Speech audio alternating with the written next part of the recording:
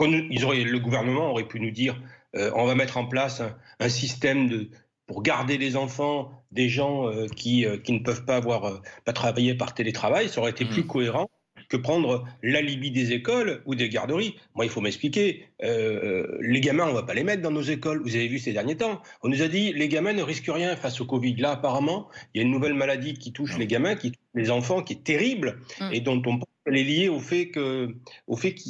qu'elle est liée au Covid. Donc déjà, les parents vont avoir très peur.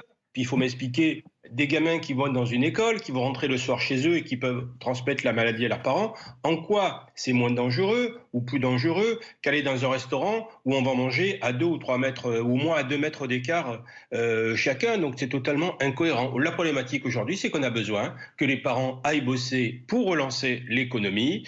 Et beaucoup de parents sont coincés parce qu'ils ont les enfants à garder. Donc la meilleure garderie de France aujourd'hui, ça s'appelle les écoles. Bah, ça ne sera pas, puisque visiblement ces écoles ne vont pas rouvrir.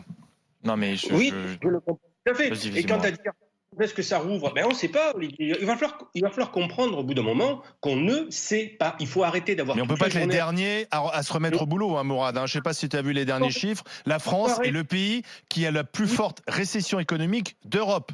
Après, il ne faudra pas pleurer face aux dégâts sociaux et économiques de cette crise. Après, il ne faudra pas pleurer, mais il faudra surtout demander des comptes et demander pourquoi on a la plus forte récession. Il faudra comprendre pourquoi on n'a pas eu de masque. Parce qu'on n'a pas bossé. Pourquoi, alors qu'on a un directeur de la santé qu'on voit tous les soirs à la télé se gausser de bons chiffres, pourquoi en juin, quand on l'alerte sur la baisse de nos stocks, il décide de n'avoir rien à cirer? Pourquoi, quelques mois plus tard, quand on lui demande de refaire le stock de masques, alors que le Covid n'est pas encore là, et alors qu'on les aurait eu pour vraiment quelques millions d'euros, il en a que faire aussi. Voilà, les responsabilités sont là. C'est pour ça d'abord qu'on a cette crise économique. Et il y a un moment où à nous aussi.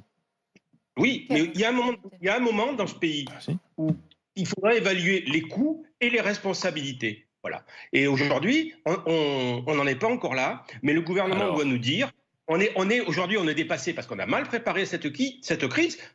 Personne ne dit que d'autres politiques l'auraient mieux préparé. La seule certitude aujourd'hui, c'est que eux l'ont mal préparé. D'accord, mais eux, c'est nous. Enfin, je veux dire, je vois pas pourquoi tu fais la distinction entre eux et nous. Alors, c'est notre argent aussi. On ne sait pas. On est face à un événement qu'on ne maîtrise pas et c'est pas. Oui, enfin, tout le monde rouvre sauf nous.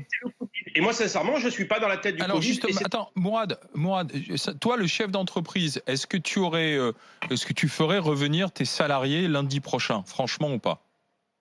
D'abord, en tant que chef d'entreprise, j'ai pas besoin que le gouvernement me donne des règles. C'est ça surtout. Les chefs d'entreprise sont des gens responsables. Il faut arrêter de nous infantiliser. On nous parle des gamins. En ce moment, on nous dit attention, si vous faites pas ça, le 11 mai, c'est pas pour le cul, vous ressortez pas de chez vous. Ça, c'est pas acceptable. Les chefs d'entreprise sont des gens responsables. Ils n'ont pas envie que le Covid se transmette dans leur entreprise. D'abord parce qu'ils sont attachés à leurs salariés, mais puis aussi parce que ça va mettre en péril leur entreprise s'ils ont une vague de personnes malades et ils ont une responsabilité civile. Donc, je rassure le gouvernement, les chefs d'entreprise sont des gens tout à fait responsables. C'est pas la peine de leur répéter 150 fois toute la journée les mêmes choses. On a tous compris la distanciation sociale, qu'il faut éternuer dans son coude. On a tout compris qu'il faut porter le masque. Alors qu'à une époque, il ne fallait pas le porter. On a tout compris, on a compris le danger et il faut arrêter de nous infantiliser en nous expliquant sans arrêt des modes d'emploi de ce qu'il faut faire par des gens qui, à mon avis, jusqu'à présent, n'ont pas fait preuve d'une compétence. Moi, j'ai l'impression, je vais reprendre en termes de mon ancien métier, c'est pas un gouvernement qu'on a à 500. C'est le centre de formation d'un gouvernement qu'on a. Ce sont des stagiaires, quoi. Ils apprennent, mais ça risque de nous coûter cher à l'arrivée.